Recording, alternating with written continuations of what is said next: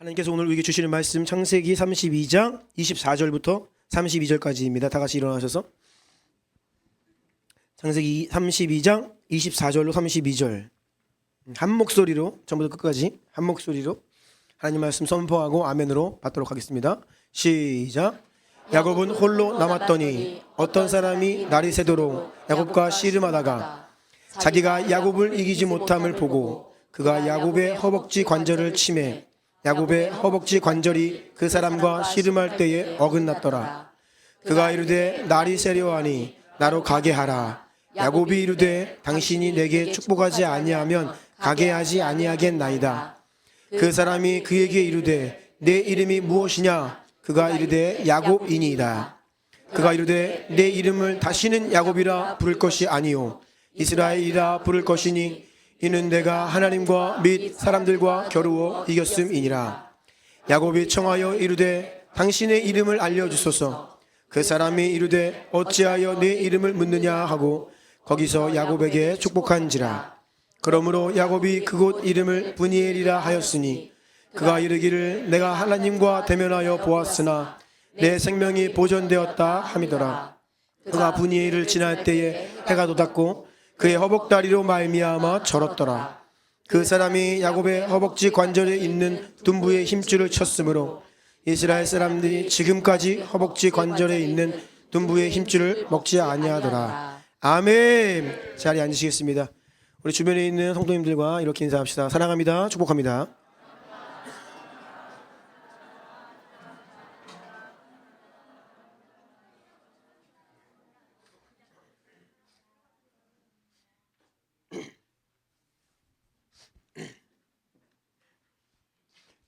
저는 오늘 저녁에 미국으로 출국해서요. 주일을 한 번 비우는 2주간의 일정으로 미국에 다녀옵니다. 은혜 아닌 교회 그동안에 몇 차례 제가 소개해드린 적이 있죠. 단일 교회로는 전 세계에서 가장 많은 선교사를 파송한 그런 교회입니다. 그래서 그곳에 이 성령 하나님의 역사와 이 선교 유업이 있는데요. 첫 주간에는요 그 교회의 그 유업을 좀 배우고 하는 그런 시간을 갖고요.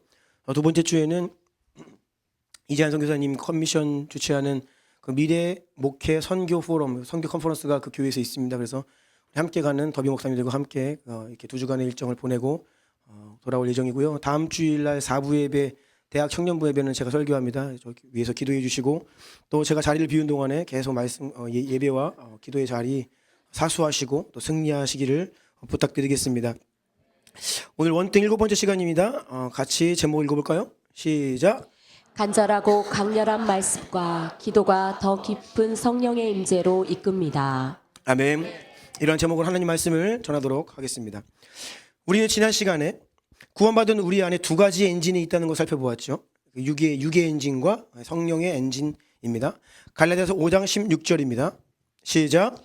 내가 이르노니 너희는 성령을 따라 행하라. 그리하면 육체의 욕심을 이루지 아니하리라. 아멘. 아멘. 성령의 인도하심을 따라 오직 성령을 힘입어 살아야 함에도 불구하고 이게 잘 안 되는 이유가 있어요. 먼저 우리는 태생적으로 평생 그렇게 살아왔어요. 육의 엔진으로 살아왔습니다. 거기에 익숙하죠. 거기에 최적화되어 있습니다. 또 성령의 엔진으로 살아가려 해도 성령 충만하지 못하여서 힘이 부족해요. 그러니까 육의 엔진을 힘을 다시 끌어다 쓰는 거예요. 왜 성령 충만하지 않습니까? 성령 충만은 내가 성령 충만하고 싶다 말로 되는 게 아니에요. 우리가 실제적으로 어디에 관심을 두고 무엇을 주목하며 바라보며 사는지 무엇을 하면서 많은 시간을 보내는지에 따라서 우리가 성령으로 충만하느냐 아니면 세상으로 육신으로 충만하느냐가 결정됩니다. 갈라디아서 5장 17절 말씀 시작. 육체의 소욕은 성령을 거스르고 성령은 육체를 거스르나니 이 둘이 서로 대적함으로 너희가 원하는 것을 하지 못하게 하려 함이니라. 아멘. 아멘. 이 성령의 소욕과 육체의 소욕과 성령께서 원하시는 것이 충돌하고 있어요. 그래서 어느 한쪽입니다. 성령과 육신, 육체 둘 중에 한쪽으로 가는 거지 둘 다는 안 돼요. 어느 한쪽이 채워지면 다른 쪽이 소멸됩니다. 성령으로 충만을 받으면 육신이 소멸돼요. 그런데 세상으로 육신으로 가득하면 성령이 소멸됩니다. 이게 우리 마음 안에서 일어나는 일이에요. 그래서 흰 개와 검은 개가 산다 그런 비유를 드렸잖아요. 그렇죠? 흰 개와 검은 개가 두 마리가 있어요.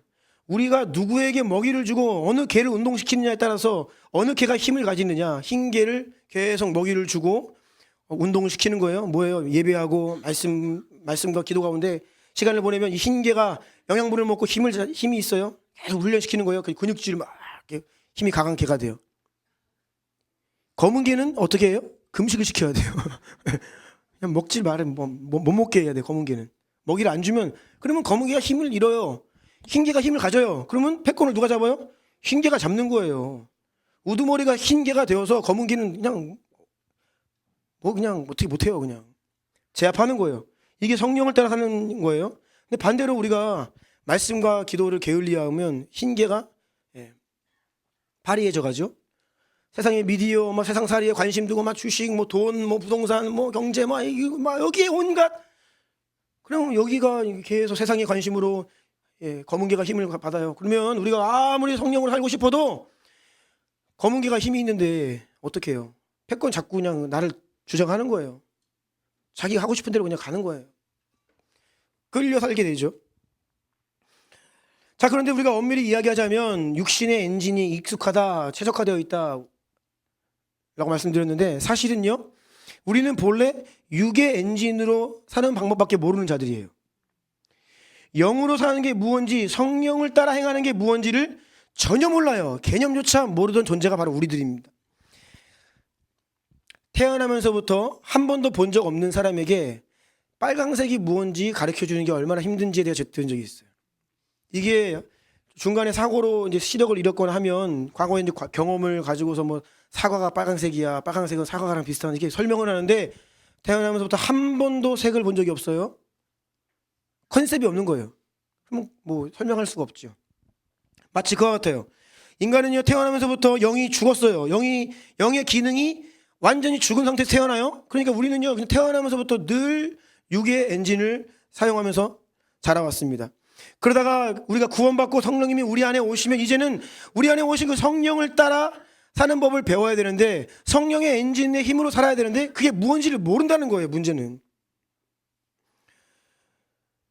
성령의 음성이 무언지, 어떻게 하나님의 음성을 듣는지, 어떻게 하나님의 뜻을 분별하는지, 마음과 생각을 성령께 복종시키며 사는 게 무언지를 전혀 몰라요. 이거는 설명으로 되는 게 아닙니다. 그래서 여러분, 우리 신앙생활은요, 가르침으로 설명으로만 되는 게 아니에요. 방법을 잘 설명해 준다고 신앙생활이 잘 되는 게 아닙니다. 그럼 어떻게 해야 되느냐? 어린 아기가 태어날 때 아무것도 몰라요. 보아도 이게 뭔지 모르고, 들어도 뭔지 모르고, 냄새도 몰라요. 이게 무슨 고약한 냄새인지 아니면 향기로운 냄새인지 몰라요. 맛도 몰라요. 이게 맛있는 건지 아는 게 뭐예요? 그죠? 우유 맛 하나. 얼마나 세상에 맛이 많은데 몰라요. 아이는 뜨거운 게 뭔지. 근데 엄마가 알려주죠. 얘야, 이거는 만지지 마라, 뜨겁다. 뜨거운 게 알아야 안 만지죠. 만져보면 이제 그때 아는 거죠. 달라 그러면 맵다, 안 된다. 먹어봐야 돼요. 먹고서 이거 해봐야 이게 매운 거구나 아는 거죠. 하나하나 경험하면서 알면 이제 엄마가 설명해 주면 이게 그거야. 근데 우리 신앙생활 마치 그래요. 하나님을 아무리 설명 듣고요, 이야기를 들어도요, 그 뭔지 몰라요. 살아계신 하나님을 경험하고 성령을 체험하고, 아멘. 그러면서 내 안에 일어나는 일이 이게 뭐지? 그것에 대한 설명을 내가 이제 성경과 신앙의 선배들로부터 설교를 통해, 이런 훈련을 통해 알아가는 것이죠. 저도 성경이 열리지가 않았었어요. 신앙 서적을 읽을 수가 없었습니다. 하지만 제가 성령 체험을 하고 성령 하나님이 내 안에 오신 이후에 그 이후로 이제 성경 읽히는 거예요. 책이 읽히는 거예요. 뭐예요? 이거구나. 내가 경험한 게 이거였구나. 내가 경험한 것을 설명을 통해 더 잘 이해하고 정리하게 되는 거죠. 그러면서 내가 하나하나 하나님과 동행하는 게 이거구나, 신앙생활이 이거구나, 믿음이라는 이것이구나, 교회에서 성도로 살아가는 것이 이것이구나, 하나하나 알아가게 되는 거예요. 칼빈은 교회는 모든 성도들의 어머니와 같다고 했습니다. 아주 적절한 비유입니다. 성도들은 구원받으면, 새롭게 태어나면 교회의 지체로 어린 아이처럼 이제는 신앙생활 시작하는 거예요. 아무것도 몰라요. 여기에서 하나하나 알아가고 걸음마부터 배워가는 것이죠. 그런데 이 신앙생활은요, 단순하게 무엇을 하고 안 하고 행위의 문제가 아니라고 했습니다. 자꾸 이 행위의 문제로 규정하는 것은 육의 엔진으로 살아가는 율법으로 가려하는 모습이다라고 했죠. 요한 사도는요, 우리의 신앙이, 우리의 구원은요, 하나님과 예수 그리스도 안에서 교제다, 사귐이다라고, 이 관계다라고 이야기를 했어요. 신앙생활의 핵심은 살아계신 하나님을 경험하는 겁니다. 아멘. 그 하나님과의 관계가 신앙생활의 본질이에요. 그분을 사랑하고 그 사랑을 느끼고 동행하고, 그리고 그러한 신앙생활의 본질에 뭐가 있냐? 기쁨이 있습니다. 기쁨이. 그런데 이 살아계신 하나님과의 관계와 경험과 교제가 없으면 어떻게 해요? 행위로 대체를 하는 거예요. 교회 열심히 나오고 주일날 예배 오고 헌금하고 봉사하고, 이게 뭐예요? 하나님과의 이 신앙생활의 믿음의 본질을 행위로 대체하는 종교로 가는 거예요. 그렇게 형식주의로 갑니다. 거기에는요, 기쁨이 없어요. 의무감은 있을 수 있습니다. 내 노력으로 무언가 할 수 있죠. 그런데 거기엔 기쁨이 없어요. 자유함이 없어요. 이것이 육신의 본성입니다. 하나님과의 관계 안에서 그분 하나님을 사랑하고 그 사랑 안에 거하는 이 관계를, 이게 안 되니까, 이게 뭔지 모르니까 행위로 대체시키는 것. 행위로 대체시키면요, 내가 할 일 리스트가 나옵니다. 그거 하면 돼요. 어떻게 보면 쉬워요. 그거는. 우리 육신은 그런 종교로, 율법으로 가기를 원해요. 딱딱딱딱 이거 하면 되죠. 그래요. 뭐 하고 이거 하고 안 빠지고 뭐 하고. 우리가 살면서 인간관계가 참 어렵습니다. 너무 어렵죠. 인간관계. 부부관계 어렵습니다. 이게 인간관계라는 것이, 부부관계가 뭐 그냥 이거 해야 되고 이거 안 해야 되고 딱 떨어져 있으면 아주 쉽죠. 그럼 저도 쉬워요. 근데 그게 아니에요. 이게 집에 갔는데 분위기가 조금 냉랭해요. 뭔가. 그럼 내가 뭘 잘못했지? 내가 뭐 이렇게 설거지를 안 했나?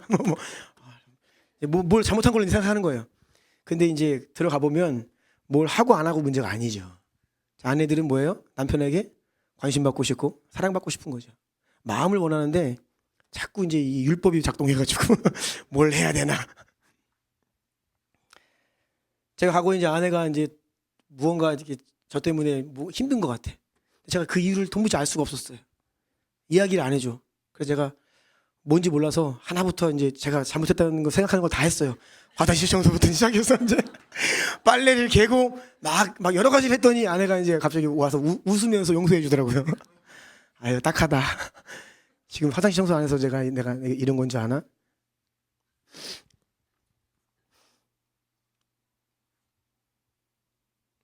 뭘 하고 안 하고의 문제는요, 사실 쉬워요. 그런데 하나님은 우리에게 그걸 원하는 게 아니에요. 뭐 교회 빠졌다고, 뭐 지각했다고, 뭐 헌금 좀 안 했다고, 뭐 이런 거 가지고서 지금 말씀하시는 게 아니에요. 하나님 뭘 원하시냐면 우리의 마음을 원하십니다. 사랑을 원하시는 거예요. 마음을 다하여 힘을 다하여 주님을 사랑하는 그 사랑 안에 모든 율법의 완성이거든요. 이 사랑이 없어. 계속 행위로 대체하려고 그래요. 하나님은 살아계시기 때문에 하나님과의 관계는 결코 추상적인 것이 아닙니다. 하나님은 그저 우리의 생각, 우리의 지식 안에만 머무시는 분이 아니십니다. 성령님이 우리 안에 오셨습니다. 내 안에 계시죠. 믿습니까? 여러분의 성령님이 내주하십니다. 아멘. 근데 성령님이 나에게 오셔서 이 안에 살고 계신다는 이 사실이 그냥 성경에서 이야기해 주니까, 교리니까 여기 계시구나, 그냥 그 정도로 아는 수준이 아니라고요. 아니, 하나님이 뭐 가실 데가 없어가지고 여기 와 계셔요? 주무실 데가 없어가지고 여기 와서 주무셔요? 왜 오셨냐고요? 나에게 오신 이유는 보혜사, 뭡니까? 헬퍼, 카운셀러, 컴포터, 오셔서 나를 위로해 주시고 나를 도우시고 나와 교제하시고 그냥 다 아주 세심하게 세밀하게 나와 동행하시는 나의 친구로 오신 거거든요. 아멘. 근데 우리가 여기 계신 성령님 신앙적으로 고백은 하지만 그 하나님을 도무지 교제하는 법을 모르고 관계가 없는 성도가 있다는 거예요. 그러니까 신앙생활에 재미가 없는 거예요. 그러니까 세상에 자꾸 기웃기웃 거리는 거예요. 세상 재미에.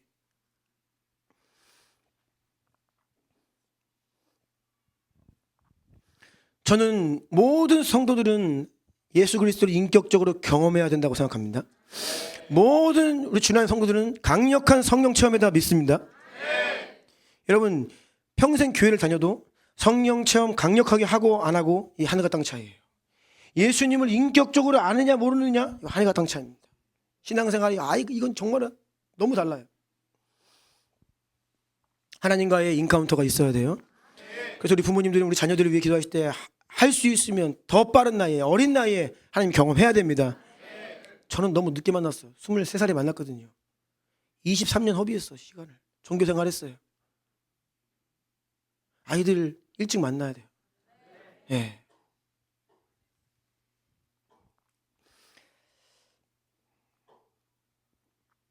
성경 말씀을 보면요. 처음부터 끝까지 온통 살아계신 하나님을 만나고 경험하고 그래서 인생 뒤집어지고 인생 바뀐 그러한 이야기들로 가득하죠.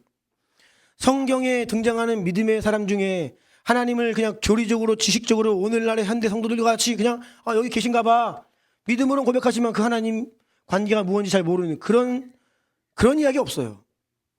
성경 안에는 모든 믿음의 사람들은요 그 하나님을 만나고 경험했습니다. 강력하게 그 하나님을 만나고 경험한 믿음의 사람들의 이야기들로 가득하죠. 우리가 어떤 위대한 하나님의 사람들 이렇게 볼 때에 어떤 분이 뭐 사역을 잘했어요. 뭐 교회가 크게 성장했어요. 또 믿음으로 어떤 뭐 비즈니스를 하십니다. 우리는 보통 눈에 보이는 모습, 눈에 보이는 축복의 결과, 사역의 열매들에 이렇게 주목할 때가 많아요. 그런데 이런 겉으로 보여지는 것들 이면에 그분들이 얼마나 그 자리에 가기까지 보이지 않는 곳에서 치열하게 하나님 앞에 무릎 꿇고 시간들을 보냈는지에 대해서는 우리가 잘 모르는 경향이 많습니다. 지금은 아주 희귀한 일이 되었지만 과거 한국 교회에는 기도의 거장들이 많이 계셨어요. 정말 잠도 안 주무시고 종일 기도하시고 하루에 5시간, 6시간, 7시간 이렇게 기도하시는 분들이 많이 계셨습니다. 시편 132편 3절로 5절까지 함께 읽을게요. 시작. 내가 내 장막집에 들어가지 아니하며 내 침상에 오르지 아니하고 내 눈으로 잠들게 하지 아니하며 내 눈꺼풀로 졸지 아니하게 하니 여호와의 처소 곧 야곱의 전능자의 성막을 발견하기까지 하리라 하였나이다. 아멘. 아멘. 여호와의 처소 곧 야곱의 전능자 성막을 발견하기까지. 그러니까 내가 하나님의 영광을 보기까지는 3절 장막집에 들어가지 내 집에 들어가지 않겠다. 침대에 오르지 않겠다. 잠자지 않겠다 그 말이죠. 4절 내 눈을 잠들게 하지 않겠다. 내 눈꺼풀로 졸게 하지 않겠다. 이 시편 132편 3절부터 5절까지의 말씀을 문자적으로 순종하면서 기도의 재단을 쌓았던 기도의 거장들이 많이 계십니다. 정말 많이 계셨어요. 그리고 그런 분들은 어김없이 하나님에 붙들려 가지고 이 시대에 영적인 영향을 주고 막 국가를 깨우고 영혼들을 깨우는 어떤 그러한 시대적인 거장들로 쓰임받았던 것을 알 수 있어요. 오늘 읽은 본문 말씀 보면요, 야곱이 자신을 죽이려 하는 형 에서를 피해서 삼촌 라반 집으로 도망을 가죠. 근데 무려 한 20년 만에 이제 아버지의 집으로 돌아오는 길입니다. 근데 이제 거의 이제 돌아왔어요. 그런데 소식이 들려옵니다. 형 에서가 400명의 사람을 이끌고 지금 나오고 있다. 아니 동생 지금 돌아오는데 마중 나가는데 400명 왜 끌고 나와요? 죽이겠다는 거죠. 그러니까 나를 형이 죽이러 오는구나. 야곱이 심히 두렵고 답답했다. 이 말 무슨 의미인지 아죠? 숨을 못 쉬는 거예요. 답답해서 마음이 눌려서. 그래서 야곱이 잘하는 게 있잖아요. 머리 쓰는 거. 똑똑하잖아요. 잔머리가 아주 그냥 기가 막히잖아요. 그래서 다 어떻게 하냐? 두 그룹으로 나눕니다. 가족들과 가축들을 두 그룹으로 나누어서 한쪽이 공격당하면 이쪽으로 도망가가지고 절반은 건지자 해가지고 딱 두 그룹으로 나눠요. 머리를 쓴 거죠. 근데도 불구하고 마음이 너무나 힘들어요. 그래서 어떻게 하느냐? 그렇게 기도 안 하던 야곱이 기도를 시작합니다. 처음에 형 에서를 피해서 삼촌 댁으로 도망갈 때 그때 기도하는 모습이 한번 나와요. 밤에 이제 꿈을 꾸다가 막 사닥다리 베델에서 그거 보고서 다 깨어나가지고 와 하나님이 여기 계시구나 하면서 세 가지 서원 기도를 하죠. 하나님, 내가 만약에 아버지의 집에 안전하게 다시 돌아오게 하시면 하나님은 나의 하나님이 될 것이요 이곳이 하나님의 집이 될 것이며 나의 모든 주시는 그 소득의 10분의 1을 11조를 드리겠습니다. 이 세 가지를 서원하고 삼촌 집으로 도망가요. 그런데 20년 동안 기도했다는 내용이 안 나와. 그 심한 라반의 그 사기를 맞으면서도 기도 안 해. 무릎 안 꿇어요. 계속 머리 쓰지. 근데 결국은 여기서 지금 형 에서가 400명 끌고 자기 죽이려고 오니까 이제 여기서 하나님께 무릎 꿇는 거예요. 그래서 이 밤을 지새면서 그냥 기도를 하는데 그 하나님과 그냥 딱 붙들고 씨름을 하는데 안 놓잖아요. 나 그냥 죽이세요. 축복 안 하면 못 보냅니다. 나 죽이려면 죽이세요. 막 그러니까 여기 허벅지 관절이 나가가지고 쩔뚝쩔뚝 거리는 지경까지 갔는데도 안 나요. 끝까지. 나를 축복하소서. 나 살려주세요. 나 살려주세요.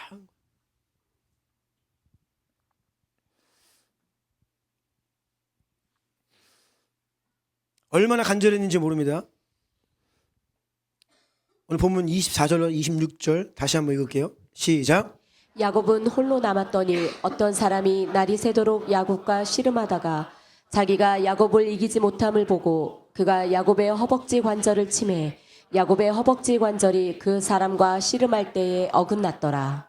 그가 이르되 날이 새려하니 나로 가게 하라. 야곱이 이르되 당신이 내게 축복하지 아니하면 가게 하지 아니하겠나이다. 아멘. 자, 25절 보니까 자기가 야곱을 이기지 못함을 보았다라고 했어요. 하나님이 과연 야곱을 정말 이기지 못하셨을까요? 아니죠. 단번에 제압할 수 있죠. 근데 야곱이 지금 여기서는 야곱이 이겼다는 게 아니라 죽기 살기로 물고 늘어졌다는 그 뜻이에요. 야, 이거 계속 가다가는 얘 죽겠다. 그 정도로 그냥 막 붙드는 거예요. 28절 보세요. 그가 이르되 내 이름을 다시는 야곱이라 부르지 아니할 것이요 이스라엘이라 부를 것이니 이는 내가 하나님과 및 사람들과 겨루어 이겼습니다. 하나님과 겨루어 이겼다라고 이런 새로운 이름을 이날 주시는데 하나님이 과연 정말 야곱을 이기지 못한 것일까? 그렇지 않죠. 하나님은 야곱에게서 그것을 보기 원하신 거예요. 야곱이 끝까지 죽기 살기로 이제는 그냥 하나님 없으면 안 됩니다. 주님 저 축복하지 않으시면 저 죽습니다. 저 주님 그냥 보낼 수 없습니다. 나 살려주세요. 이 온 마음을 다하여 그냥 간절하게 사생결단하여서 붙드는 그 모습을 하나님 보기를 원하셨죠. 근데 이 밤에 하나님이 야곱에게서 그 모습을 보셨습니다. 그래서 새 이름을 선포해 주십니다. 이 절박한 야곱의 하룻밤의 그 씨름을 통하여서 야곱이 하나님을 깊이 경험하고 그 인생의 새로운 시즌의 물들이 열리는 것을 보게 됩니다. 우리가 지난 지중에 읽었던 출애굽기 17장 말씀 보면요. 출애굽한 이스라엘 백성들이 르비딤에서 아말렉과 전쟁을 벌입니다.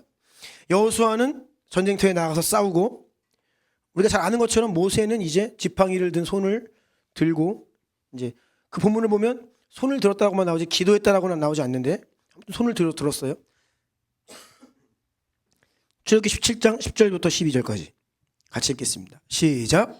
여호수아가 모세의 말대로 행하여 아말렉과 싸우고 모세와 아론과 훌은 산 꼭대기에 올라가서 모세가 손을 들면 이스라엘이 이기고 손을 내리면 아말렉이 이겼. 모세의 팔이 피곤함에 그들이 돌을 가져다가 모세의 아래에 놓아 그가 그 위에 앉게 하고 아론과 훌이 한 사람은 이쪽에서 한 사람은 저쪽에서 모세의 손을 붙들어 올렸더니 그 손이 해가 지도록 내려오지 아니한지라. 아멘. 모세가 손을 들었다는 것은요 많은 것을 의미하겠지만 단연 이 성경에서 보면요 손을 들었다는 것은 기도하는 것을 의미하는데 시편 28절 2절입니다. 시작. 내가 주의 성소를 향하여 나의 손을 들고 주께 부르짖을 때에 나의 간구하는 소리를 들으소서. 아멘. 아멘. 디모데전서 2장 8절입니다. 시작. 그러므로 각처에서 남자들이 분노와 다툼이 없이 거룩한 손을 들어 기도하기를 원하노라. 아멘. 아멘. 두 손을 들었다는 것은요 기도한다는 것을 이야기해요. 그런데 모세가 손을 들면 이스라엘이 이긴다. 이게 직역을 하면 이스라엘이 강해졌다. 모세가 손을 내리면 아말렉이 강해졌다. 그 말이에요. 그러니까 어떻게 해요? 손을 내릴 수가 없죠. 손을 올리고 있어야 돼. 그런데 왜 손이 내려가요? 힘드니까. 체력이 고갈되니까. 더 이상 이제 기력이 없는 거예요. 손을 들고 있을. 기도할 기력이 소진된 거예요. 그러니까 기도를 잠시 멈추면 이스라엘이 져버려요. 내릴 수가 없죠. 아론과 훌이 양쪽에서 손 붙잡아 올리고 하루 종일 이날 모세가 기도를 중단할 수 없었습니다. 계속해서 끈질기게 기도합니다. 그리고 이날 이스라엘은 큰 승리를 거두면서 위대하신 하나님의 역사를 경험하게 됩니다. 하나님의 현저하고 놀랍고 크신 역사의 이면에는요, 언제나 이렇게 강렬한 아주 인텐스한 이 기도가 있었다는 거예요. 물론 그 전쟁터 한복판에서 싸우고 있는 여호수아와 이 군대들은요, 지금 그걸 모르죠. 근데 이 배후에서 산꼭대기에서 모세가 뭐 하는 거예요? 계속 그 내려다보면서 기도하고 있는 거예요. 강력한 기도가 있다는 거예요. 하나님의 역사의 배후에는요. 아멘. 다니엘이 사자굴에 던져지기까지 포기하지 않았던 하루 3번의 기도가 있습니다. 여러분, 이 하루 3번의 다니엘의 기도는 단순한 퍼포먼스가 아닙니다. 대충 한 게 아닙니다. 다니엘서를 보면요, 이 다니엘서는 이 사건을 중심으로 기록되어 있기 때문에 이게 시간적인 순서는 아니에요. 시간적인 순서로 가다가 시간의 중간에 한번 꼬입니다. 그래서 다니엘서를 이 시간표를 잘 이해하지 않으면 이제 이게 이해가 잘 안 되는데, 1장부터 4장까지는 시간 순서로 쭉 가다가 이제 5장과 6장은 갑자기 다니엘이 80세를 넘어선 노년 때 이야기. 그러니까 다니엘이 그 사자굴 속에 던져진 이야기는 노년 때 이야기가 중간에 갑자기 등장하는 거예요. 그러다가 다시 이제 그 7장에 가면 다시 이제 시간 순서로 돌아옵니다. 다니엘 6장 10절이에요. 함께 읽을게요. 시작. 다니엘이 이 조서에 왕의 도장이 찍힌 것을 알고도 자기 집에 돌아가서는 윗방에 올라가 예루살렘으로 향한 창문을 열고 전에 하던 대로 하루 3번씩 무릎을 꿇고 기도하며 그의 하나님께 감사하였더라. 아멘. 다니엘의 나이가 이게 다니엘서에 구체적으로 기록되어 있지는 않지만 그때의 어떤 왕이 통치했느냐에 따라서 이제 연대를 추정합니다. 다니엘이 처음 1장에서 이 포로로 끌려갔을 때는 10대예요. 근데 지금 이 6장 이 본문은 80세가 넘을 때입니다. 그러니까 그거 한평생 전에 하던 대로 하루 3번 기도를 지금도 하고 있는 거예요. 이것은요, 대충 하는 기도가 아닙니다. 여러분, 지금 오늘 기도하다가 사자굴에 던져집니다. 대충 기도했겠습니까? 아니죠. 간절하게 목숨 걸고 기도한 겁니다. 목숨 건 기도를 해보세요. 이게 그냥 나오겠는가? 너무나 간절하게 그냥 정말로 주님 앞에서 사생결단의 기도를 하루에 3번 전에 하던 대로 드리다가 결국 그 기도하다가 끌려가죠. 사자굴에 던져집니다. 그런데 사자들이 입을 다물고 다니엘을 해치지 않죠. 놀라운 기적을 경험하게 돼요. 우리는 이 사자굴에 던져졌지만 살아나온 이 다니엘 이야기는 너무 잘 알지만 그 이면에 다니엘 지난 80평생에 하루 3번 타협하지 않는 강렬한 기도가 있었다는 것에 대해서 잘 모르는 경향이 있어요. 강력한 기도가 있었다는 것이에요. 바사 왕국의 수도 수산에 이제 유대인들을 다 전멸하라고 하는 왕의 조서가 내려집니다. 에스더 때 이야기죠. 에스더 3장 13절입니다. 시작. 이에 그 조서를 역졸에게 맡겨 왕의 각 지방에 보내니 12째 달 곧 아달월 13일 하루 동안에 모든 유다인을 젊은이 늙은이 어린이 여인들을 막론하고 죽이고 도륙하고 진멸하고 또 그 재산을 탈취하라 하였고. 여러분, 이게 왕의 조서에 이게 얼마나 무서운 상황이냐면 하루를 정했습니다. 이 하루를 정해서 이 바사 왕국의 전역에 흩어져 살고 있는 유대인들을 이 하루만큼은 죽일 수 있어요. 그런데 젊은이 늙은이 어린이 여인들 막론하고 죽이고 도륙하고 진멸해라. 3번 반복이 되는데 여기서 이 죽이다라고 하는 이 단어는요, 이 홀로코스트 같은 집단 학살의 개념입니다. 죽이라. 도륙하라, 이거는 개인적인 어떤 살해의 의미예요. 그리고 진멸해라, 이거는 흔적도 없이 쓸어버려라, 완전히 청소해버려라, 이런 의미예요. 그러니까 죽이고 도륙하고 진멸할 하루의 날을 지정해 줬어요. 그리고 그 재산을 탈취하라. 이게 사람들을 선동하는 건데 뭐냐면, 여러분, 유대인들이 이때 이제 바사 왕국의 전역에 흩어져 살고 있습니다. 거대한 이 제국이 그 통치를 하니까 그 땅에서 오래 살아왔던 사람들을 이제 다른 데로 이주를 시켜요, 강제로. 또 다른 데 살던 사람들 일로 이렇게 섞는 거예요. 그래서 힘을 빼게 하는 겁니다. 그래서 유대인들을 바사 왕 그 나라의 전국에 이렇게 흩어지게 살게 했어요. 우리가 생각하는 뭐 바벨론 포로다 가서 막 노예 생활했다 그런 개념보다는 이주를 시켰다고 보면 돼요. 유대인들은요 어디를 가면요 항상 역사적으로 특징이 뭐냐면 율법을 가진 자들이거든요. 율법은 땅의 원리예요. 하나님이 이 땅을 창조하시고 이 땅을 살아가는 원리입니다. 어떻게 하면 복받고 어떻게 하면 저주받는지를 율법을 통해 명확히 말씀하셨어요. 그래서 유대인들은요 지금도 어디를 가든지 뭘 하냐면 율법을 지키며 살아요. 이게 땅의 원리예요. 땅의 원리. 그래서 축복받는 법이 그들을 알고 어디를 가든지 소수임에도 불구하고 늘 경제를 잡습니다. 전 세계 경제를 돈줄을 지금 유대인들이 잡고 있죠. 자 보니까 전 세계 인구의 유대인들이 0.2%가 안 돼요. 0.1%대입니다. 그런데 노벨 경제학상은 역대 수상자들 절반이 유대인이에요. 이건 어마어마한 수치예요. 이건 말도 안 되는 일이에요. 왜냐하면 그들은요 하나님의 이 땅의 원리를 아는 사람들이거든요. 그래서 추정을 해볼 수 있어요. 여기에서도 유대인들이 가서 뭐하고 살았냐? 열심히 하나님을 경외함으로 농사를 짓고 비즈니스하고 장사하고 살았을 거예요. 그럼 그들에게 재산이 많아요. 근데 이날 하루만큼은 유대인들을 죽이고 그들의 재산을 누구든지 빼앗을 수 있어요. 이건 엄청난 날입니다. 그냥 오늘 하루아침에 집 한 채 생기는 겁니다. 합법적으로. 그래서 이 유대인들이 엄청난 이 위기 앞에 있었죠. 이때 에스더가 어떻게 해요? 4장 16절 시작. 당신은 가서 수산에 있는 유다인을 다 모으고 나를 위하여 금식하되 밤낮 3일을 먹지도 말고 마시지도 마소서. 나도 나의 시녀와 더불어 이렇게 금식한 후에 규례를 어기고 왕에게 나아가리니 죽으면 죽으리이다 하니라. 아멘. 아멘. 모든 수산성에 사는 유다인들에게 어떻게 해요? 밤낮 3일을 먹지 말고 마시지도 말, 물도 마시지 않는 금식을 선포합니다. 죽으면 죽으리이다. 사생결단하고 3일 동안 작정해서 모든 유대인들이 금식 기도에 들어가요. 그래서 이러한 기도 이후에 어떠한 역사가 일어났는지 여러분 잘 아시죠? 유다인을 죽이려고 계략을 세웠던 이 하만이 하루아침에 그냥 꼬꾸라집니다. 모르드기를 잡아 죽이려고 세워놨던 나무에 자기가 달려버려요. 그러니까 이 에스더서는요, 이 종말론의 계시가 있다고 제가 말씀드렸죠. 사탄이 하나님 백성들을 잡아 죽이려고 하는 계략에 자기가 이제 들어가요. 자기가 자충수가 되어서 죽게 되는 그런 신비들이 있는데 이 죽으면 죽으리다의 이제 신앙이 회복돼야 되는 거예요. 하나님이 왜 마지막 때에 성도들에게 고난을 허락하시느냐? 이 믿음 보기 원하시는 겁니다. 주님 아니면 안 됩니다. 죽으면 죽으리이다. 예수님을 위해 날 위해 생명 주셨으니 나도 기꺼이 생명 드리겠습니다. 이 고백 듣기를 원하시거든요. 그래서 이 3일 동안의 사생결단한 금식 기도 이후에 그 엄청난 기적과 같은 회복의 역사가 있었다는 것이죠. 예외 없이 크고 놀라운 하나님의 역사에는요 아주 강렬한 기도가 동반되었다는 거예요.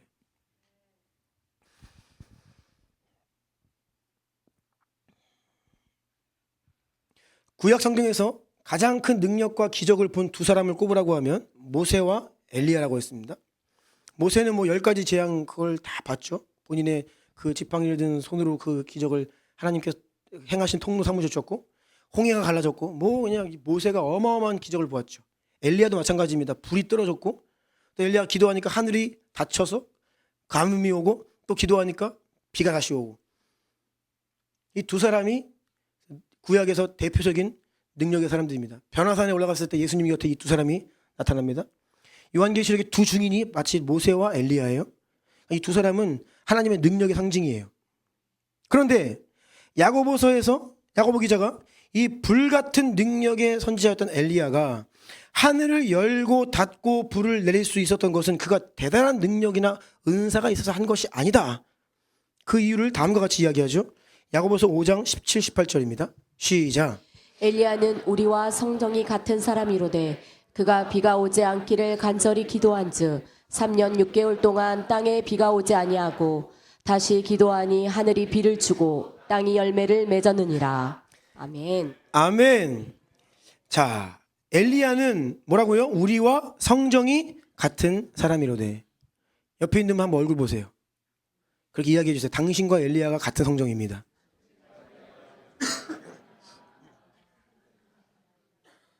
나는 태생이 좀 안 좋고 뭐 우리는 가문이 좀 그렇고 나는 원래부터 부모님 잘못 만나가지고 머리가 안 좋고 뭐 아니에요. 엘리야가 우리와 성정이 같다 했어요. 그런데 그가 그 경험한 그 엄청난 하나님 능력의 비결이 뭐냐? 간절히 기도한지. 아멘. 근데 여기서 이제 문제는 이 간절히가 어느 정도 간절이냐 이 문제죠. 얼마나 간절히 했겠느냐. 우리가 이해하는 간절히가 아닌 거예요. 엄청 간절히, 네. 엄청 간절히 기도했어요. 열왕기상 18장 42, 43절 시작. 아합이 먹고 마시러 올라가니라. 엘리야가 갈멜산 꼭대기로 올라가서 땅에 꿇어 엎드려 그의 얼굴을 무릎 사이에 넣고 그의 사환에게 이르되 올라가 바다 쪽을 바라보라. 그가 올라가 바라보고 말하되 아무것도 없나이다. 이르되 7번까지 다시 가라. 아멘. 아멘. 땅에 꿇어 엎드려 그의 얼굴을 무릎 사이에 넣었다. 이거 돼요? 무릎 사이에 얼굴을 넣을 수 있어요? 유연하네 노아는. 되네. 그냥 간절히 그냥 엎드려 기도하는데 43절 보니까 7번까지 다시 가라. 이게 무슨 말이냐면요. 될 때까지 기도하는 거예요. 그러니까 성경에서 이야기하는 간절하면요. 될 때까지. 볼 때까지. 응답될 때까지. 그러니까 열심히 한다 정도가 아니에요. 그냥 끝까지. 정말 믿음의 사람은요. 응답되지 않는다? 죽을 때까지 기도합니다. 죽는 그 순간까지 포기하지 않고 기도하는 게 사실 간절한 기도예요. 엘리야는요. 이러한 간절한 기도로 불을 경험하고 비를 경험한 거예요. 따라해 보세요. 포기하지 않는 기도. 응답될 때까지 기도. 아멘. 지난번 5.2달에 가서 이제 고성주 목사님을 통해서 이제 수원하나교회 처음 그 선교 시작할 때 이야기를 좀 들었어요. 작년에 우리가 불가리아에서 더비 선교 대회를 했잖아요. 그때 선교사님들 아이들까지 다 하니까 선교사님들 아이들까지만 해도 200명이 넘어요. 근데 그것이 불과 지난 10년 어간에 일어난 일입니다. 10몇 년 전까지만 해도 저희가 중동에 선교사가 없었어요. 근데 이제 10여 년 전부터 선교사를 보내기 시작해서 지금 그렇게 하나님께서 많은 열매를 주셨는데 수원하나교회가 장기 선교사를 한 번도 중동에 보내기 이전에 처음 어떻게 선교를 시작했는지에 대한 이야기예요. 청년들을 훈련해서 이제 두 팀을 이제 꾸린 거예요. 단기 팀을 한 1, 2주 보내는 거죠. 레바논으로 가고 아프간으로 보내고 했습니다. 레바논으로 이제 갔는데 레바논은요 굉장히 독특한 나라입니다. 이슬람 국가이긴 한데 거기에는요 너무나 이 종교 때문에 아픔이 많은 나라예요. 그러니까 기독교 그룹, 그러니까 카톨릭을 중심으로 하는 기독교 그룹이 하나 있고 이슬람에서 시아파 이슬람, 지금 이란, 헤즈볼라 이게 다 시아파입니다. 시아파 이슬람 그리고 순니파, 그 밖에 다른 사우디 중심으로 한 순니파 이슬람, 기독교 카톨릭, 시아파 이슬람, 순니파 이슬람 이 세 그룹을 나누어서 대통령, 총리, 국회의장을 나누어서 해요. 항상 이 세 자리가 같은 파가 들어가면 안 돼요. 왜냐하면 이게 힘이 쏠리면 이게 또 막 피해 전쟁이 일어나니까 이거 적절하게 잘 구분을 하는 거예요. 그리고 이 세 가지 종교가 공존하니까 레바논은요 마을마다 여기는 기독교인 사는 마을, 여기는 시아파 무슬림 사는 마을 이렇게 다 구분이 되어 있는 거예요. 그럼 보통 우리가 레바논 간다 그러면요 그 믿는 사람들 마을 가는 거예요. 거기에서 이제 거기를 베이스로 해서 이제 사역을 하는 거죠. 이미 믿는 어린 아이들 데리고 사역하고 이제 그러는 거예요. 잘못 다른 마을로 들어가면요 큰일 납니다. 그런데 이 단기팀이 갔는데 어느 하루는 아침에 기도를 하는데 어떤 한 지체가 감동이 온다는 거예요. 성령께서 이슬람 마을로 무슬림 마을로 들어가라. 그래서 감동이 그렇게 오면 이제 곤란하죠. 아무튼 그래서 현지에서 가이드해 주신 선교사님한테 우리를 좀 인도해 달라 했더니 위험하다고 안 된다고. 가서 아무것도 안 할 테니까 그냥 가서 그냥 보고만 오게 달라고. 그래서 갔어요. 이슬람 마을로. 그런데 이슬람 마을 거리에서 한 어린 아이를 만났는데 15세 정도 돼 보이는 여자아이인데 앞을 못 보는 거예요. 눈을 뜨고 있는데 흰자만 있어요. 그러니까 태어나면서부터 한 번도 본 적이 없는 시각장애인으로 태어난 아이예요. 앞을 못 보는 거예요. 그래서 여기 지금 감동으로 왔고 이 아이 만나게 하셨으니까 하나님 뜻이 있나 이제 그런 마음에 그 아이의 엄마한테 이 아이를 위해서 기도해줘도 되겠느냐 이제 물어본 거죠. 엄마가 흔쾌히 그렇게 해달라고. 그래서 그 집에 가서 이제 이 팀이 이 아이 데리고 기도 시작한 거예요. 아주 그냥 강력히 기도한 거예요. 1시간을 막 와. 근데 1시간 지났는데 아무 일도 안 일어나. 그래서 이제 적당히 이제 뭐 하나님의 뜻이 어디 있나 하면서 이제 철수를 하려고 하는데 그 팀 안에 어떤 한 지체가 있는데 예수님 믿은 지 얼마 안 된 지체예요. 항상 초신자가 무섭습니다. 갑자기 이의를 제기하면서 반대하는 거예요. 그런 게 어디 있습니까? 하더들. 아니 아침에 분명히 누가 저 지체가 하나님께서 감동 주셨다 그러면서 여기 왔지 않냐고. 그 와가지고 이 아이 만난 거 아니냐고. 그러면 이렇게 그냥 하는 게 어디 있냐. 그럼 그 감동은 뭐냐고. 이러면서 이제 막 따지기 시작하는 거예요. 이렇게 가면 안 됩니다. 그러니까 또 들어보니까 맞는 말이거든요. 그래서 그래 그러면 한 번 더 기도하자. 그래서 1시간을 더 기도했대요. 또 막 근데도 아무런 일이 안 일어나. 이제 가이드한 선교사님이 이제 가야 된다고 이제 갈라 그러는데 아까 그 자매가 또 그런 게 어디 있습니까? 하나님이 감동 주셨고 이 아이 만났는데 그냥 아무 일도 없는데 그냥 가는 게 어디 있냐고. 이 아이 자기는 이해할 수가 없다고 막 하면서 또 따지는 거예요. 그래서 그래 그럼 마지막으로 한 번 더 기도하자. 한 번 더 기도하고 1시간을 또 3시간을 기도한 거죠. 근데 거기서 역사가 일어난 거예요. 아이의 검은 눈동자가 회복된 거예요. 그래서 그 아이가 이제 밖에 나간 거죠. 그 거리로. 그래서 사람들이 온 동네가 난리가 난 거예요. 그 동네에서 앞을 못 보던 십몇 년 그냥 동네 아이잖아요. 근데 아이가 눈동자가 보이고 보는 거예요. 그날 40명이 예수님 믿었어요. 그래서 이게 우리 더비 공동체의 이게 중동 선교의 시작입니다. 그때 그 팀 멤버로 있었던 분들이 다 지금 소원하기 위해 선교사님이 되 계시고 이런 기적이 일어난 거예요. 아프간에서는 못 듣던 아이가 그 집에 들어가가지고 귀에 대고 방언으로 몇 시간 동안 계속 기도하니까 귀가 열리고 막 이런 역사가 일어난 거예요. 그런데 그냥 아이가 보게 된 게 아니라는 거죠. 그 지체들이 얼마나 간절하게 지금 이거 눈 안 뜨면 집에 못 가. 강제로 지금 또 가자 그러면 또 얘가 또 손 들고 또 이의를 제기할 판이야. 막 3시간을 그냥 아주 열렬하게 그냥 집중적으로 막 이런 역사 배후에는 항상 이러한 기도가 있다는 것이죠.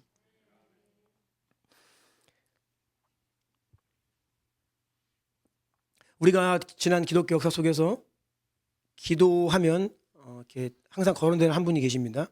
5만 번 응답받은 조지 뮬러의 기도라는 책이 있어요. 이 조지 뮬러라는 분은요, 1800년대에 이제 원래 독일 분인데 영국으로 넘어가서 고아들 사역을 하신 아주 유명한 분입니다. 근데 이분이 평생 5만 번의 기도 응답을 받았다라고 알려져 있어요. 책이 있습니다. 그런데 이 5만 번이라고 하는 것은요, 어떤 상징적인 수치가 아닙니다. 이분은 평생 기도 일기와 노트를 꼼꼼하게 기록을 했어요. 근데 그분이 생전에 썼던 그 기도 수첩을 근거로 하여서 응답받은 기도를 카운트한 게 5만 번이에요. 느껴지세요, 여러분? 저는 정말 안 느껴지더라고요. 5만 번의 기도 응답을 경험했고, 더 놀라운 것은 그 중에 3만 번의 기도 응답은 그날 즉시 응답됐어요. 그날 아침, 그러니까 이분은 아침마다 기도 노트 쓰는 거예요. 그날의 모든 필요를 다 쓰고 체크, 응답되면 그 응답된 날짜, 체크 이게. 5만 번의 기도 응답을 받고 3만 번이 그날 당일에 응답을 받은 분인데, 실제 응답된 기도의 어떤 내용들을 보면요, 예를 들면 이런 겁니다. 어느 날 아침인데 그날 고아원에 음식이 다 떨어진 거예요. 아이들은 배가 고프고. 그래서 아침에 아이들을 다 식탁에 둘러 앉혀놓고 기도를 합니다. 사랑하는 하나님, 오늘도 우리가 먹을 음식을 주실 것을 감사드립니다. 네, 주실 것을 감사드립니다. 그렇게 기도가 끝나면요, 누군가가 똑똑똑 하면서 동네 빵집 아저씨가 이 빵을 가지고 오시는 거예요. 그리고 또 때마침 그날 이렇게 그 고아원 앞을 지나던 마차가 800년대니까 마차가 다리가 바퀴가 붕 빠져버린 거야. 쿵 주저앉았어. 근데 그 마차가 우유 배달하는 마차야. 주인 아저씨가 이거 배달 못하겠다 오늘 우유 상할 것 같으니까 여기. 근데 그 조지 밀러의 그 고아원은요, 그 당시에 그 지역에서 굉장히 유명한 곳이었어요.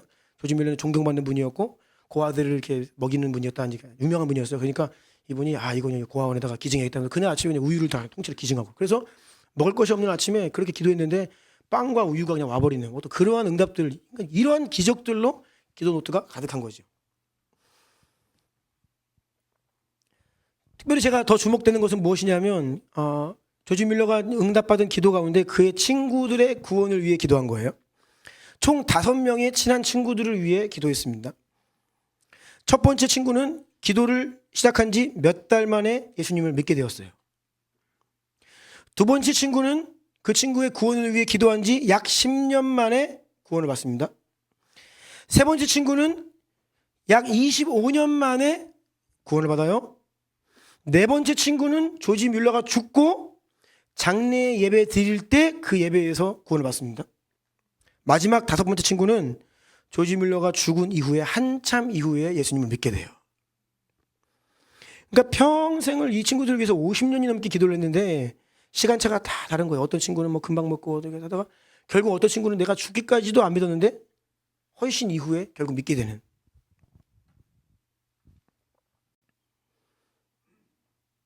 그러니 이 5만 번의 기도 응답 받은 조지 밀러는요, 기도는요 어떤 기도였냐면 응답될 때까지 했던 기도인 거죠. 아멘. 그래서 그 중에 많은 기도 제목은 그날 당일에 응답됐지만 돌아가실 때까지 응답을 보지 못한 기도의 제목도 있었다는 거예요. 근데 결국에는 하나님이 응답하시더라 라고 하는 간증이죠. 제가 계산을 해봤어요. 도대체 5만 번 기도 응답 받으려면 도대체 기도를 얼마나 많이 해야 되는 거예요. 이분이 1829년에 회심을 했습니다. 그리고 1898년에 주님의 부르심을 받아요. 그러니까 63년 동안 구원받은 사람을 산 거예요. 그러면 63년 동안 매일 빠짐없이 기도를 했다라고 하는 가정을 가지고 하면요, 하루에 평생 63년 동안 매일 빠짐없이 2번, 3번 기도응답 경험해야 돼요. 그러면 5만 번이 나옵니다. 이게 놀라운 수치죠. 얼마나 기도에 집중하고 얼마나 간절히 모든 필요와 문제들을 하나님께 낱낱이 기도하면서 그 응답을 경험했는지, 결국에는 이분이 10,000명이 넘는 고아를 먹이는 사역을, 굉장한 사역을 하거든요. 그리고 당시에 100명이 넘는 그 윌리엄 캐리 이런 분들도 이분이 다 후원하고 그래요. 그러니까 굉장한 이 규모 있는 사역을 했어요. 그러니까 기도의 제목들이 얼마나 많겠어요. 그래서 제가 추측하기로는 기도의 제목들이 너무 많고 막 아픈 아이들도 많고 막 필요가 많고 하니까 아침마다 그거 위해 기도하고 그거 기록하고 하나님 응답하시면 감사합니다 체크하고. 그런데 더 놀라운 것이 있습니다. 조지 뮬러가 이렇게 이야기했어요. 자신이 기도하기 전에 반드시 하는 것이 있는데 그것은 먼저 성경을 읽는다는 거예요. 성경을 읽으면 나의 기도가 하나님의 뜻에 맞춰진다라는 고백을 했습니다. 그래서 그는 평생 아침에 일찍 일어나면 가장 먼저 성경을 읽었습니다. 그는 또한 이렇게 말했습니다. 한번 띄워주시겠어요? 내가 기도해서 힘을 얻는 비결은 하나님의 말씀을 먼저 묵상하는 데 있다. 다음입니다. 나는 성경을 읽기 전에 기도하지 않는다. 먼저 성경을 읽고 그 말씀을 가지고 기도한다. 그의 하루 일과의 첫 시작은요, 다음과 같은 패턴이에요. 일찍 일어나서 성경을 읽습니다. 성경을 읽고 묵상을 하다가 감동이 오는 구절이 있으면 그 구절을 가지고 그날의 필요를 접목해서 기도하는 거예요. 그렇게 하루에 또한 대부분의 필요들을 그날 읽었던 하나님 말씀을 근거로 하여서 기도했다는 거예요. 그래서 이 조지 뮬러는요, 평생 성경을 200독 이상 했다라고 이야기합니다. 그가 열렬히 성경을 읽게 된 계기가 있는데, 젊은 시절에 예수님 이제 믿고 나서 회심을 하고 난 이후에 기도를 하려고 했는데 기도가 잘 안 되는 거예요. 그런데 누군가가 이게 지나가다가 지나가는 소리로 한 소리가 뭐냐면, 기도하기 전에 기도가 안 되면 말씀을 먼저 보고 기도해라. 그럼 잘 될 거다. 그래서 성경을 먼저 보고 기도했더니 기도가 잘 되더래요. 그래서 평생 이렇게 성경을 먼저 묵상하고 읽고 기도를 하게 된 것이죠. 그러니까 우리는요, 이 조지 뮬러가 기도의 용사로 알고 있지만 그는 기도의 용사이기 이전에 먼저 말씀의 용사였죠. 200독 어떻게 가능할까요? 우리 1년에 1독도 정신 잠깐 못 차리면 못합니다. 뭐 맥체인 성경 읽는 것도요, 잠깐 뭐 한눈 팔면요 막 빼먹어요. 그런데 그 거대한 규모 있는 사역을 감당하시던 분이 평생 200독을 냈다. 그러면 기도는 또 얼마나 하셨을까요? 5만 번 응답받는 기도를 들으셨는데요. 그러니까 이 엄청난 말씀과 기도의 거장이었던 거예요. 우리가 이렇게 이름을 알 법한 믿음의 선배들은요, 대충 산 분이 한 분도 안 계십니다.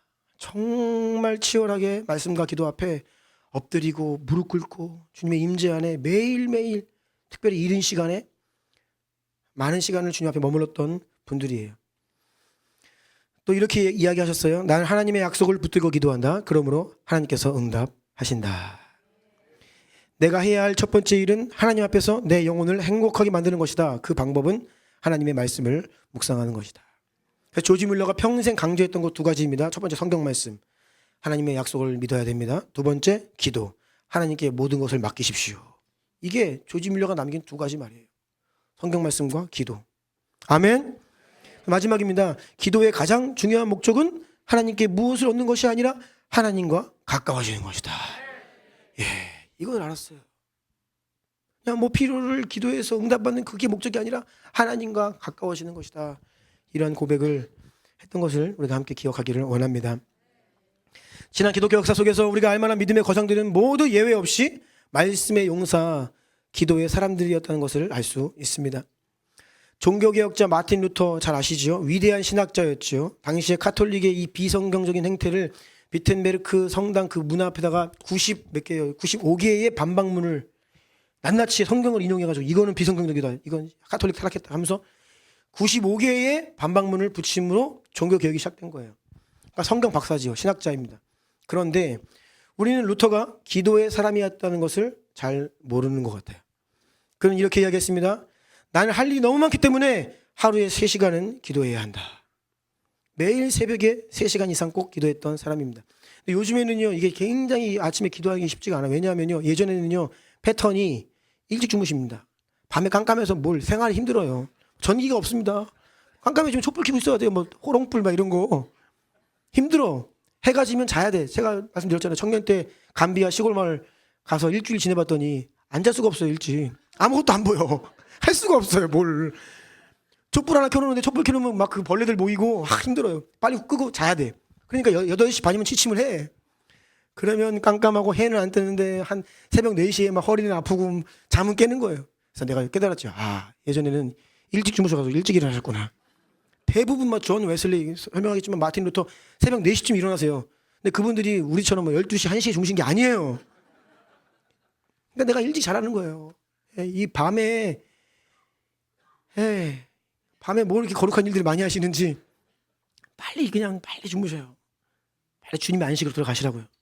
그리고 일찍 일어나셔서 새벽을 깨우시기 바랍니다. 그러니까 존 웨슬리도 새벽 4시에 일어나서 하루에 평균 이분은요, 말씀과 기도를 4시간, 5시간씩 했어요. 기도의 거장으로 알려져 있는 E.M. 바운즈 목사님은 새벽 4시에 일어나서 3시간, 4시간 기도로 하루의 일과를 시작했습니다. 평생 부흥과 기도를 외쳤던 레오나드 레이븐 힐 목사님은요, 하루에 5시간, 6시간씩 기도를 했습니다. 그분이 이런 말씀을 했어요. 오늘날 현대교회가 약해진 이유는 기도실이 비었기 때문이다. 사랑의 원자탄으로 알려져 있는 손양호 목사님 평생 새벽기도 철야하신 분입니다. 이때는요, 철야 기도를 그냥 늘상 하셨어요. 지금처럼 우리 어떻게 한 달에 한 번? 네, 그것도 쉽지 않죠. 모라비안 공동체는요, 1727년부터 1827년까지 무려 100년 동안 이 공동체 멤버십이 300명밖에 안 됩니다. 그런데 무려 100년 동안 24시간 1시간씩 릴레이 기도를 멈추지 않고 있습니다. 100년 동안. 그래서 당시에 그 1700년대 이때 100명의 선교사를 세계에 파송해서 비즈니스 선교죠. 대부분 다 이게 뭐 구두 장인들 뭐 가죽을 만드는 분들이 해가지고 다 자기 기술 가지고 해외에 나가서 선교하시고. 언제요? 1700년대. 이런 어마어마한 역사 배후에는요, 강렬한 끊이지 않는 아주 몰입된 기도가 있었다는 것이에요. 아멘. 하나님이 역사하실 수밖에 없는, 하나님이 역사하시는 통로가 우리 말씀과 기도입니다. 그래서 고성주 목사님 그 말씀하시더라고요. 기도는 과학입니다. 침대가 과학이 아니라 기도는 과학입니다. 정확하게 기도한 만큼 삽니다. 그렇게 얘기하더라고요. 정확하게 얼만큼 기도하는지만큼 삽니다. 그게 믿음입니다. 또 이엔 바운스 목사님 이렇게 말씀하셨어요. 위대한 설교가는 많지만 위대한 기도자는 훨씬 적다. 오늘날 수많은 교회가 있고 수많은 목회자들이 계십니다. 정말 설교 잘하는 목사님들 진짜 많습니다. 위대한 설교가 유튜브에 차고 넘칩니다. 그런데 왜 우리의 영적인 현실은 이렇게 빈곤할까요? 성경 말씀이 딱 맞아요. 듣기만 하여 자신을 속이지 말라. 다 듣고 있는 거예요. 듣고 있는 거예요.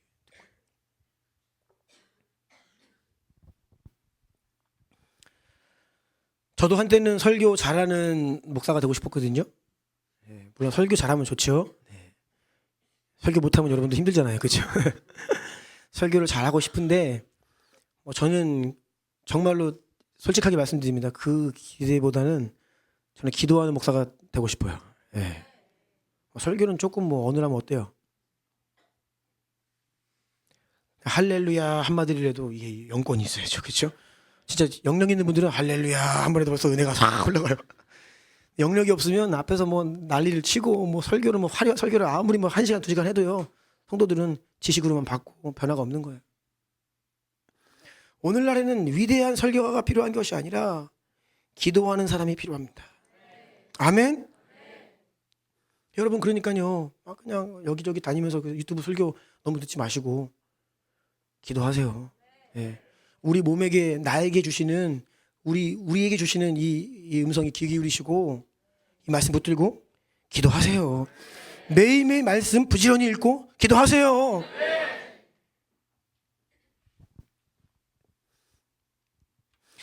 우리가 나름대로 계속 말씀과 기도의 훈련을 하고 있습니다. 근데 우리의 말씀과 기도가 더욱 간절해져야 합니다.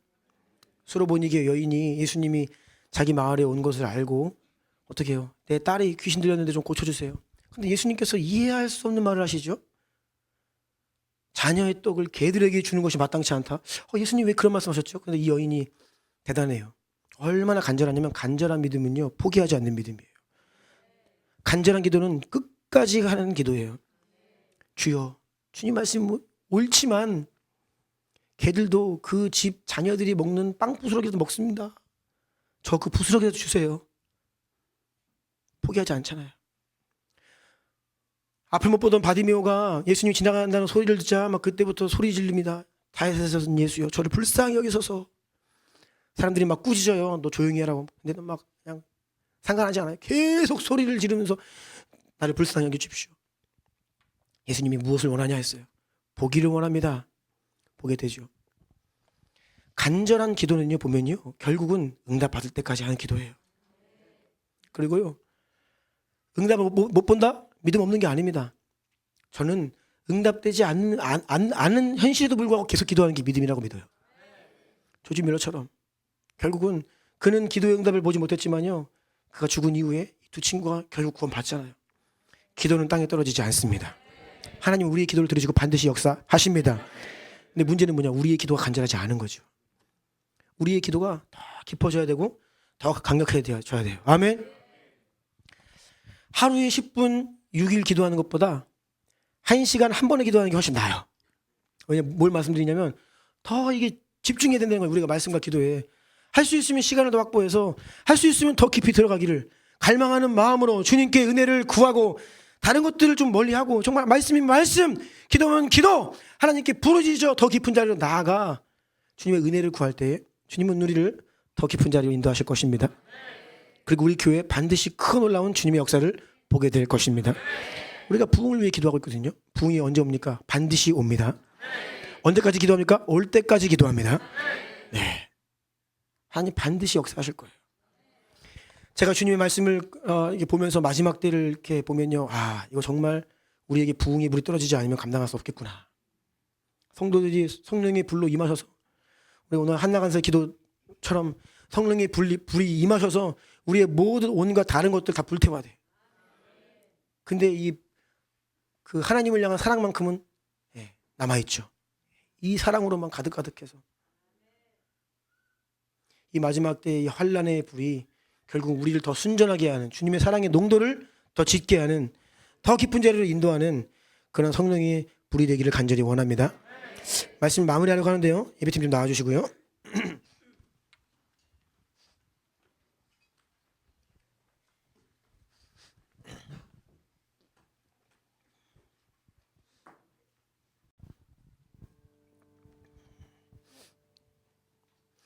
마가복음 9장 28, 29절 보니까 집에 들어가시면 제자들이 조용히 묻자오되 우리는 어찌하여 능히 그 귀신을 쫓아내지 못하였나이까.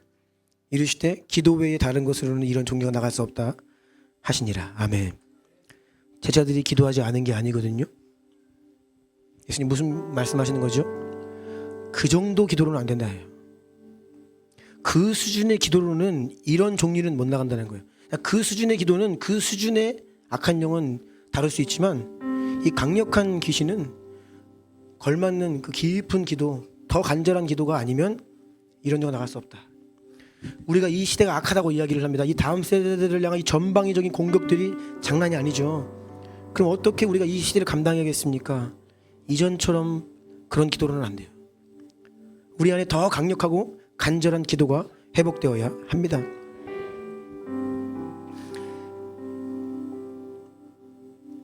제가 하나님을 이렇게 만나고 이렇게 경험했던 과거를 이렇게 생각해 보니까요, 하나님 언제 만나주시냐, 결국 제가 간절할 때 만나주시더라고요.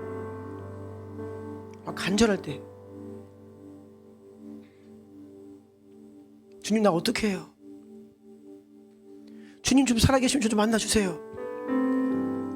그렇게 해서 한번 기도하면 딱 만나주면 좋겠는데 바로 안 만나주시더라고. 그러니까 제가 처음에 그 2004년이었나요? 네. 그 가을에 이제 진짜 하나님 살아계시면 저 좀 만나주시고, 안 계시면 저 그냥 세상으로 갈랍니다. 진짜 그런 마음이었어요. 분명히 내가 보니까, 우리 아버지 보니까, 아버지 마지막으로 그 하나님 부르심 받는 모습 다 봤는데 살아는 계신데, 어머니 간증 듣고 살았으니까 하나님 살아는 계신 것 같은데 나는 그 하나님 만나본 적이 없는 거예요. 그래서 이거 하나님 없다 하면서 세상으로 가기도 좀 찝찝하고, 근데 또 하나님 또 잘 섬기고 싶은데 뭐 만나주지 않으시니까 뭐 나 어떡해. 그래서 하나님께 나가서 기도했어요. 하나님 좀 만나주세요. 근데 안 만나주시더라고요. 그래서 막 서러워서 막 울기도 했어요. 아니 이게 다 만나고 그래 나만 왜 안 만나주시냐고. 근데 그러는 와중에 주님 만나주시는데, 한 번 예수님 딱 인격 좀 만나주시면요 인생 바뀝니다. 회개 일어나고, 아 내가 부질없는 것에 마음 빼앗겼구나, 통해 자복하고 내가 주님을 위해 살겠습니다라고 고백이 나오더라고요. 간절한 기도를 드리고 계신 분 계십니까? 포기하지 마세요. 다 듣고 계세요. 하나님께서 반드시 응답하십니다. 반드시 갚아주십니다. 포기하지 마세요. 간절한 기도는 끝까지 하는 기도, 포기하지 않는 기도, 응답 될 때까지 드리는 기도. 주님은 그러한 간절한 기도, 야곱과 같은, 다니엘과 같은, 엘리야와 같은, 에스더와 같은, 그 조지 뮬러와 같은 그러한 간절한 믿음의 기도를 오늘날 받기를 원하세요. 우리 주님 교회가 그런 기도 드렸으면 좋겠어요. 여러분들이 그러한 하나님 앞에 존귀한 기도의 용사들이 되었으면 좋겠어요. 마지막 이 말씀 선포하고 기도할게요. 예레미야 29장 11절로 13절입니다. 시작. 여호와의 말씀이니라. 너희를 향한 나의 생각을 내가 아나니 평안이요 재앙이 아니니라. 너희에게 미래와 희망을 주는 것이니라. 너희가 내게 부르짖으며 내게 와서 기도하면 내가 너희의 기도를 들을 것이요 너희가 온 마음으로 나를 구하면 나를 찾을 것이요 나를 만나리라. 아멘. 부르짖어 내게 와서 기도하면 내가 들을 것이요 너희가 온 마음으로 나를 구하면 나를 찾을 것이요 나를 만나리라. 여러분 부르짖어 기도하시기 바랍니다. 온 마음을 다하여 주님을 구하고 찾으시기를 바랍니다. 그리고 하나님 만나주신다 약속하셨습니다. 반드시 만나 주십니다. 살아계신 하나님 만나야 돼요. 경험해야 됩니다. 그리고 그 깊은 임재 가운데 들어가야 됩니다. 말씀과 기도가 그냥 형식과 의무와 행위를 넘어서서 그 가운데서 하나님의 놀라운 은혜와 생명을 공급받아서 그냥 우리 인생의 이 두 기둥이 온전히 서야 됩니다. 그리고 우리는 이 두 기둥 붙들고 마지막 대로 들어가는 거예요. 하나님 놓지 말아야 돼요.